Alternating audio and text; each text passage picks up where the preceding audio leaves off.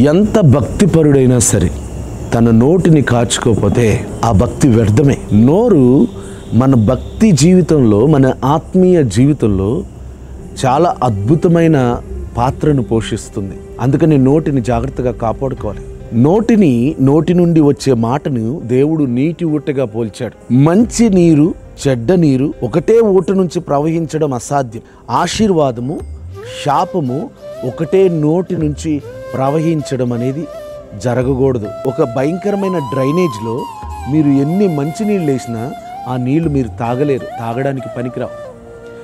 నోటితో శాపాలు మాట్లాడుకుంటూ కానీ ఒకరోజు ఆశీర్వాదాలు మాట్లాడితే ఆ ఆశీర్వాదానికి విలువ ఉండదు. ప్రతిరోజు బూతులు మాట్లాడుతూ ఒకరోజు ప్రేమిస్తూ మాట్లాడితే ఆ మాటలకు విలువ ఉండదు, ఆ ప్రేమ వ్యర్థమైపోతుంది. అందుకని నోటికి ఎప్పటికప్పుడు కళ్యాణ్ణి పెట్టుకోవాలి. యాకోబు రాసిన పత్రిక 1వ అధ్యాయము 26వ వచనం, ఎవడైనను నోటికి కళ్ళెము పెట్టుకొనక తన హృదయమును మోసపరుచుకొనుచు భక్తి గలవాడనని అనుకుని ఎడల వాని భక్తి వ్యర్థమే.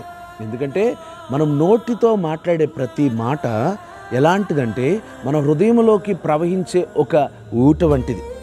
మన హృదయంలోకి మంచి చెడు రెండు వేయకూడదు. వేస్తే ఏమవుతుందంటే మన హృదయాన్ని మనం మోసం చేసిన వారం అవుతాం. ఈ గుండెలో, శారీరకమైన గుండెలో మంచి రక్తము, చెడు రక్తము ప్రవహిస్తూ ఉందనుకోండి, ఆ చెడు రక్తం ఎక్కువగా ప్రవహిస్తున్నప్పుడు గుండెపోటు వస్తూ ఉంటుంది. ఆ గుండె ఫిల్టర్ చేస్తూ ఉంటుంది కదా, ఆ ప్రెషర్ అనేది పడుతూ ఉంటుంది. హృదయం కూడా ఏం చేస్తూ ఉంటుంది అంటే మంచిని చెడును డివైడ్ చేసి ఆ మంచిని మన శరీరానికి, మన ఆత్మకు అందించడానికి ప్రయత్నం చేస్తూ ఉంటుంది. అందుకని మనం ఏం చేయాలంటే మన నోటిని జాగ్రత్తగా కాపాడుకోవాలి. యేసుక్రీస్తు వారు ఏమంటారంటే నోటి ద్వారా మనం ఏదైతే లోపలికి పంపిస్తున్నామో అది మనిషిని అపవిత్రపరచదు, ఏదైతే నోటి నుండి బయటికి వస్తుందో అది మనిషిని అపవిత్రపరుస్తుంది.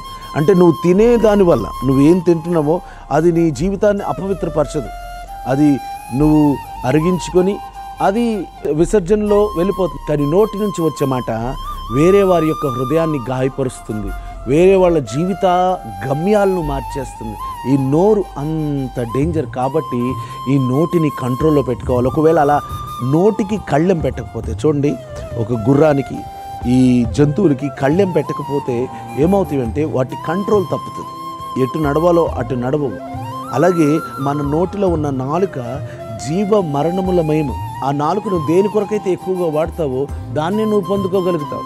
అందుకని ఈ రోజు నుంచి మంచి నీటి ఊటగా మీ నోటిని మార్చుకోండి. వాక్యం అనే కళ్ళెము చేత మీ నోటిని కట్టుకోండి. తద్వారా బహుగా ఆశీర్వదించబడండి. God bless you.